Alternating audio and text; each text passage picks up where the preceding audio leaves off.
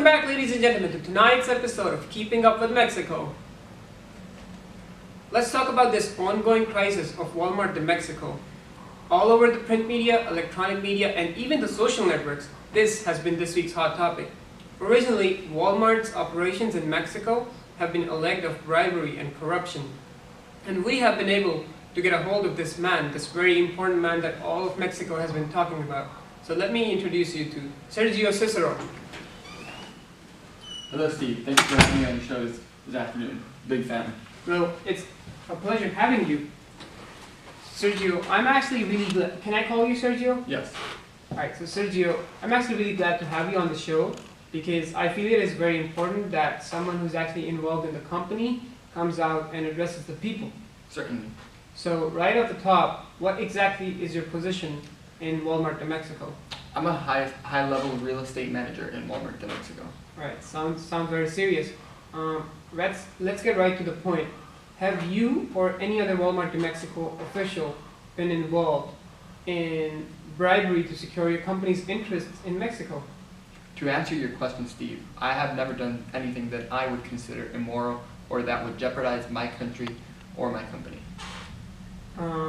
But you are aware that the investigators have uncovered significant evidence that confirms more than 100 cases of historians securing permits. Yes, I am aware. Then how do you explain this footage?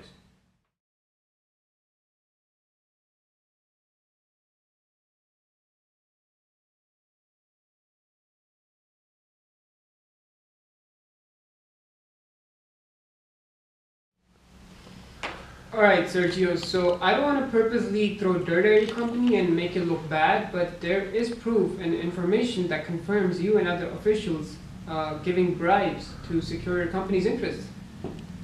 The very complex and bureaucratic system Mexico has forced entrepreneurs and companies to look for ways to hasten the process and become more efficient.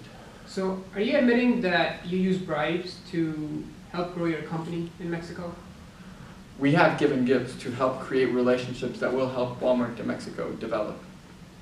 I mean, I understand that there are differences, actually large differences, in how business is conducted in Mexico and outside of Mexico, you know, different cultures. Yeah, I completely understand.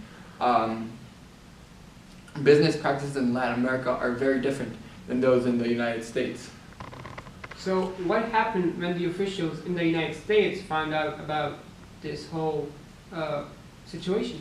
Not much, really. An investigation began, and anti-corruption laws were risen, but nothing radical occurred in the company. Alright, so we're going to try and get Maritza Munich, the Counsel for International Operations of Walmart here in the US, on call. Is that okay with you, Sergio? Absolutely. Me and Marissa have a pretty good relationship. Alright, right. Can we get her online?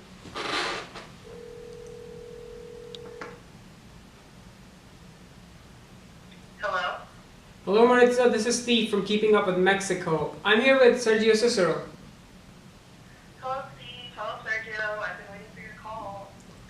Thank you for giving us some of your time to discuss this week's hot topic. I'm sure you're quite busy. Absolutely. I'm glad to discuss the topic and help clarify any misunderstandings about my company in Mexico. Well, thank you for joining us. The first thing I wanted to clarify was whether or not you were aware that bribes were being used to pursue the interest of Walmart in Mexico.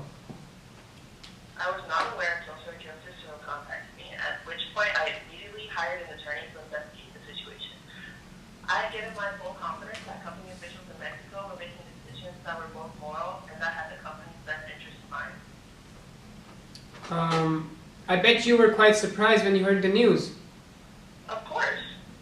Alright, so my second question would be that what were the steps that you took to resolve this issue?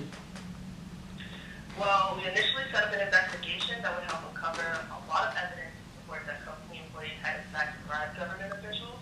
We also decided to maintain a strict anti-firms policy. However, I must say that at the end, none of the investigations actually reported any evidence or clear indication that government officials had received bribes from Walmart employees with the purpose of promoting Walmart's growth and well-being. I stand by Maritza said. I would also like to remind the public that the company did not only the company benefited from Walmart's growth, but also the Mexican public. Of course, thousands of Mexicans and the citizens have benefit from the low prices and the job opportunities that the Walmart de Mexico has brought to the citizens and it has created. I'm glad to hear that our company's prices have benefited the Mexican people. Well, it's been a pleasure having you on our show. Thank you very much for your insight on this matter.